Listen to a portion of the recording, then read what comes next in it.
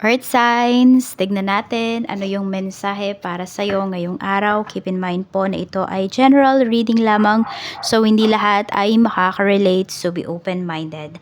Sa mga hindi pa po nakasubscribe dito sa ating channel, please subscribe na po kayo and pa-like na din po ng ating video. At sa mga nais pong mag-avail ng ating private readings, ng ating Evil Eye Amulet Necklace at ng ating Tears Bracelet, makikita nyo po yung link sa description box.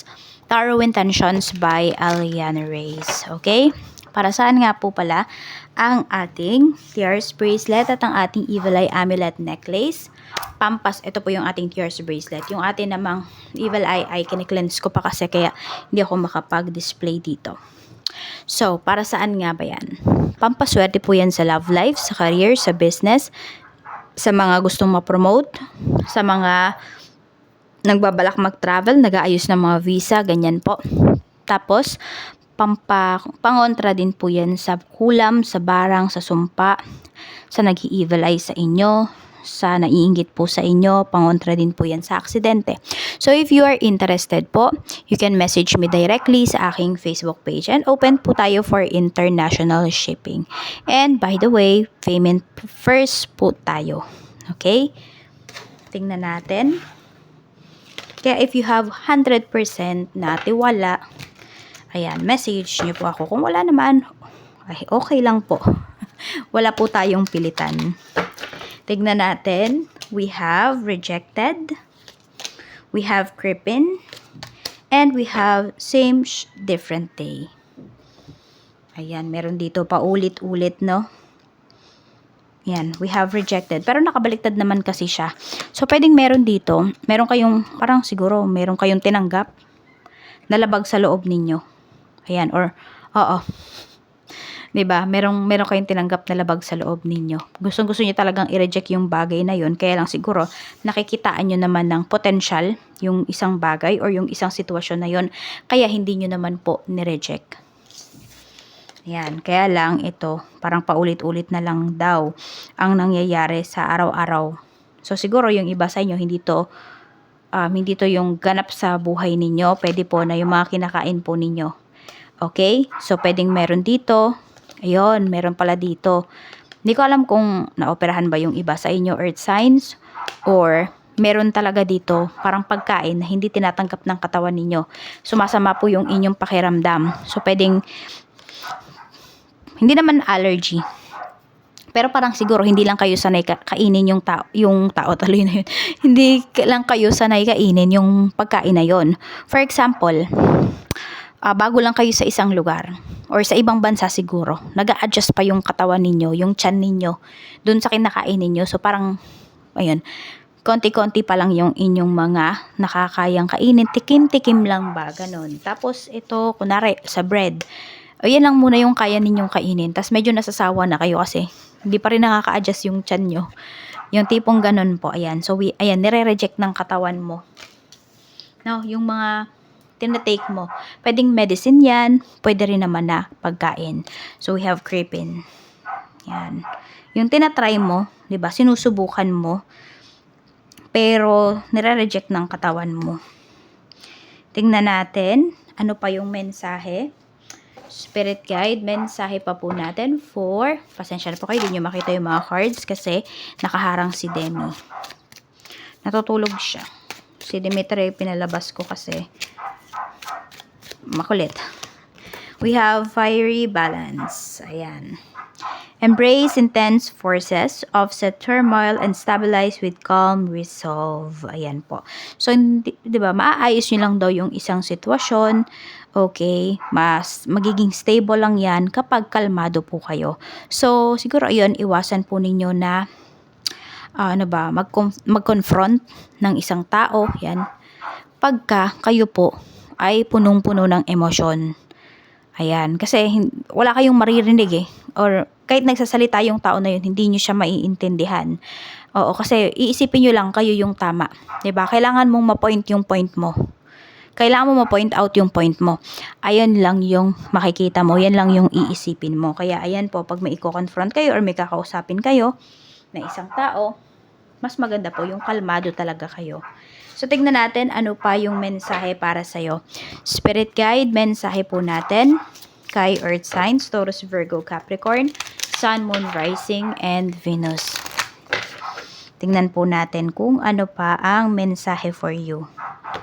Bebe, ayos ka. We have Merak. Sabi dito. Embrace oneness with the universe. Ayan po. So, ano ba?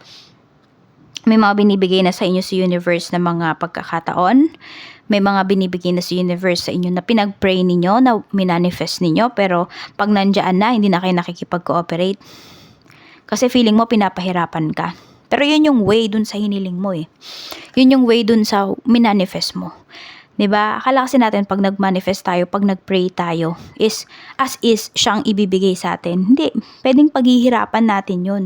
And that path leads to those na pinag-pray ninyo. Kaya po, 'di ba? Embrace your journey. At magtiwala kayo dun sa mga pinag-pray ninyo. Have some faith. Ayan po yung kailangan ninyo. Kasi mismo, nandun na kayo na mismo yung tumatanggi. Kapag hindi kayo naniniwala at magtatanong kayo, saan ba papunta yung journey na to? Bakit ang hirap-hirap? There's no easy way. Kailangan nating kumilos. Tingnan natin. Kahit ngayon mga scammer, di ba? Nagpupuyat sila. Tingnan natin. Yun nga lang, mali pa rin yung ginagawa nila. But sabi ko nga, walang madaling trabaho. Yan. Diba? If you have big dreams, parang expect mo na malaki din yung pagdadaanan mo. Medyo mabigat din yung pagdadaanan mo. Tingnan natin. Pagdating naman po sa... Ay, hindi pa. Ano pa yung mensahe para sa'yo pala? We have Samadhi. Perfect acceptance. Ayan. Accept nyo yung mga pinag-pray ninyo. Accept ninyo yung mga bagay na mayroon kayo ngayon. Accept and embrace po ninyo. Mas madali ninyong matututunan yung mga lessons ninyo. Mas madali kayong makaka-cope up sa mga bagay-bagay sa buhay po ninyo. Paradisiacal. Paradise. Parang ganun na paradise. You belong to paradise. Oo nga. Sabi dito. Ayan po. So, huwag kayong mag-alala kasi lahat naman ng mga paghihirap ninyo, no? Lahat naman ng struggles ninyo, may kapalit naman daw po yan. And, yan, paraiso, diba? Pag naano mo na talaga yan, o siguro mayroon dito favorite yung kanta yung Paraiso. Pero ayun nga, kapag naka-cope up na kayo, pag na-accept nyo na yung mga bagay-bagay, pag nagawa nyo na ng aksyon yung mga pinapangarap po ninyo, after naman yan, 'di ba? Mag-e-enjoy na kayo. 'Di ba? Mas masarap kayang makamit yung isang bagay na pinaghirapan mo. Tignan natin ano pa yung mensahe. Kasi mas ma-appreciate mo talaga siya. Tingnan natin. 'Di ba nga yung iba sa inyo pag may pera kayo, pag wala pa kayong pera, ang dami yung gustong bilhin. Pero pag dumating na yung perang pinaghirapan nyo, hawak nyo na yung pera, di nyo na alam kung ano yung bibilhin nyo. Kasi parang alin mo na lang, wag maubos. Tignan natin, pagdating naman po sa trabaho, kamusta? Pagdating po sa trabaho, kamusta naman? Spirit guide.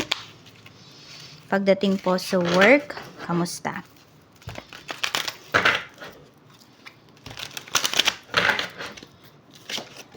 We have the Lovers. Ayan po, marami po sa inyo ha.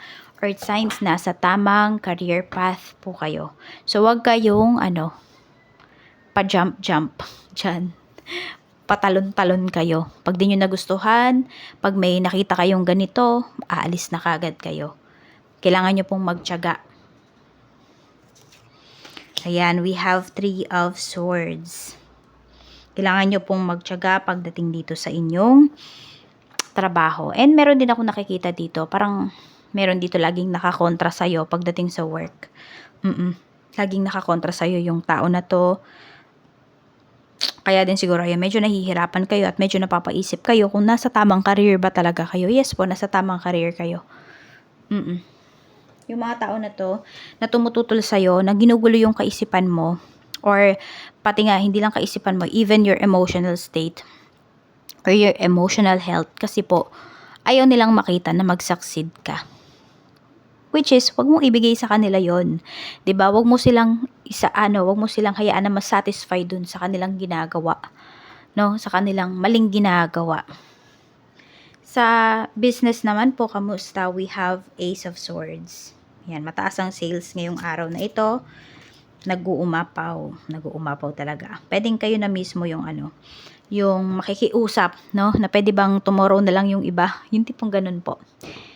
Siguro dahil hindi na kaya ng manpower ninyo or kayo mismo, baka kasi nag-iisa lang kayo dito sa business. Yan, meron dito, accept nyo po yan lahat. Meron naman dito, pwedeng i-re-resced nyo po. Kasi pwedeng limited lang kasi talaga siguro yung ina-accept ninyo everyday. Tapos, din daw kayo dito, medyo sa, sa sales, not sa sales. Sa, kung meron kayong, kunwari, Facebook page, ganyan, ang gawin nyo, kailangan mabilis kayong mag-reply. Ayan po, kasi pwedeng madaming nasasayang dito na opportunity na kayo ay kumita rin, no? Na mas kumita pa.